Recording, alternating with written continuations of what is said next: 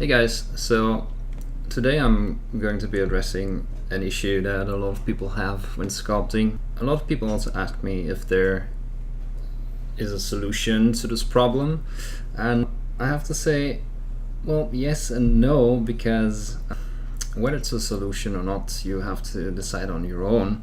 But there is a little trick that you can do. Either way, what am I talking about? The thing is, if you are right-handed and you're actually sculpting a face, then of course this side is going to be easy for you because everything is accessible in this half of the face, and you can use your tool like you're used to, or any tool that you really want to use. So the color shaper here, for example. But when you go to this side, are you going to do? Are you going to switch to your left-hand side, or what can you do to get easier access to the other side of the face that is not on your strong hand side? Another thing is, a lot of people ask me, what do you do? Are you going to get symmetry into faces? And while it's not always super necessary to be really super symmetrical, because in nature symmetry is not really a trait that is just always there, that's a given, and if you look at 100 faces, then you will probably barely get a really symmetrical one. So one advice is not to worry too much about symmetry, but the two solutions, the two problems go kind of hand in hand, and the trick that I came up with is to simply turn around your miniature and work upside down like this. It takes a bit of getting used to, but two problems solved. The first one, you do have access to this half of the face with your strong hand side, so the tool reaches everything in that half.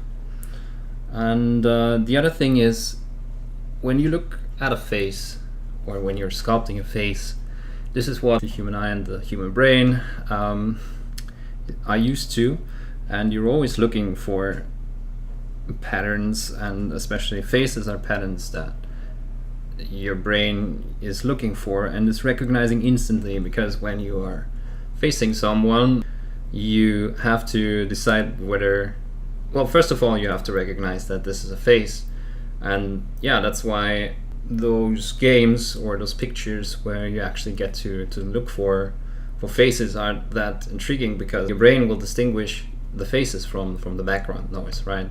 So if there's a face drawn into a forest, you will instantly see that, even though it's just made out of branches and leaves and so on.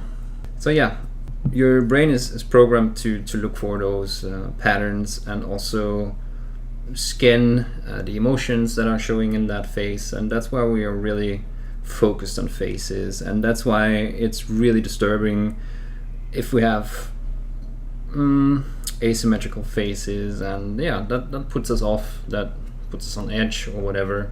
So the trick with putting your sculpture upside down, and I know this is probably not the best solution for bigger sculptures, but for miniature sculpting it's actually viable, because you can just turn it around.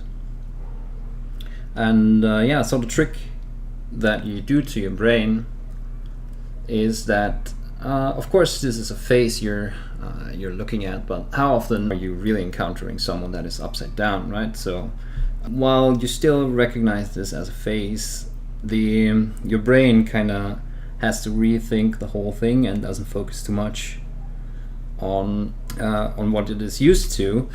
And also, when you look at a face and you recognize it's a face, your brain says, okay, that's a face, we know it or we don't, and now we actually don't care that much anymore.